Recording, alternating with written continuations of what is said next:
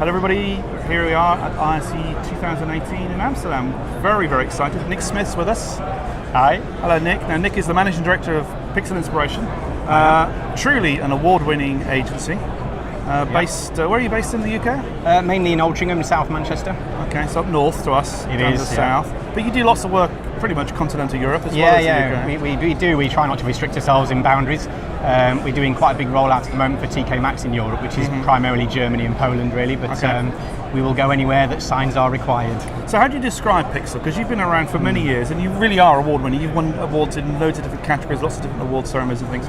One of the best content agencies. Somebody I know described you once as the best digital signage agency? Yes, a very distinguished gentleman as well. I don't know who that was. I can't remember. Yeah, he knew his stuff anyway. I suppose we kind of describe ourselves really as a content-centric full-service agency. So we always, when we started the business, we wanted to do content for digital out-of-home effectively, and that's always been our passion. But we understood as we kind of matured that we needed really to be able to offer the full solution, because ultimately retailers have got enough to think about without having to try and find individual agencies and suppliers for installation, remote management, support on the site, and content as well. So you focus on retail, and you've done huge numbers of banks as well recently as well. I suppose bankers these days call themselves retailers, do they? No, they are really. Retail banking is how they term the operation. And what they're obviously trying to do is become more modern in the way they operate and try to integrate their online banking with their in-store banking more and more, and make a visit to a bank more of an experience and get the brand loyalty up, just like any other retailer really. Are you finding that retailers are getting digital signage these days? Yeah, without doubt. There's been a big change in the last 2 or 3 years we've found, where people they're coming to us rather than just saying we want a screen on the wall. They're actually saying this is what we want to do with the screen. This is what the impact we want it to have, and they genuinely listen when we start to recommend solutions and placements and approaches to content design. There's a real appetite for it, whereas a few years ago we were banging on the door and not really getting very far. And you've had lots of success with Lloyds TSB Bank. That's a client of yours, I think. It's Lloyds. That's right. Yeah, not Lloyds Lloyds Banking Group. Oh, Lloyds. Because they split a few years ago. If you remember. Lloyds. Sorry, Lloyds. Tell us a little bit about how that worked then. Well, we worked for them for several years on the back office side, so the corporate communication side of things. And I think it must be about 4 years ago or so, they were looking for a kind of company to take their digital strategy forward, and obviously they went through the tender process and did beauty parades.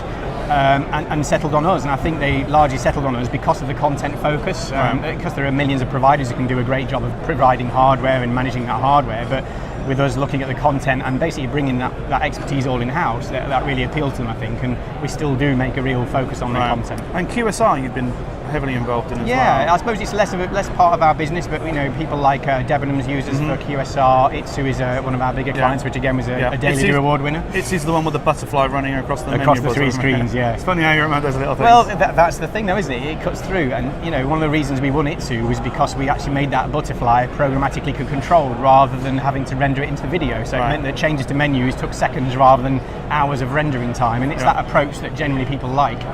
Okay. You've got a couple of projects you probably can't talk about as well, which we've seen sort of happening in London. Yeah, there should be a big flagship store, I reckon, midsummer, something like that, which hopefully will be another award winner. It's certainly looking like that. That's good. And we're in the middle of a 250 odd store rollout for Thomas Cook, which is expanding their network to about 450 stores, so that's a significant one as well. Argos continuing apace. Obviously with the Sainsbury's buyout, they're putting Argoses into all Sainsbury's now, so there's several hundred of those came on stream last year, so it's really growing very organically, which is great for us, because it's we were in at the beginning and we've been able to help them evolve and integrate into the business. Well, the Argos store on Tottenham Court Road, wasn't it? Was the original? Yeah, it was that one. There were 6 in the pilot group. Old Street was another one, but Tottenham Court Road was one of the biggest ones in the original kind of group. I used to go in there a lot just to have a look around, and people were trying to sell you things, and you think, well, I'm just looking at the digital signage. Yeah, I think you weren't alone. That's a bit sad. It was. It's still one of the flagship stores, and they had a lot of partner involvement in the hardware side of things. So.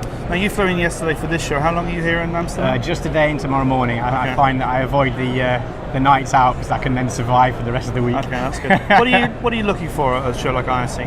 I suppose inspiration, really, just seeing what's coming forward in the next 6 to 12 months. A lot of our clients want to know what's what's of interest to them in the next 12 months or so, especially the retail side. They like to kind of get the innovative products. So really kind of being able to come here and see something that's going to be released more likely towards the end of the year is useful. We can give them a heads up so they can plan it into their budgets for next year. So LED is a big part of that, I suspect. Again.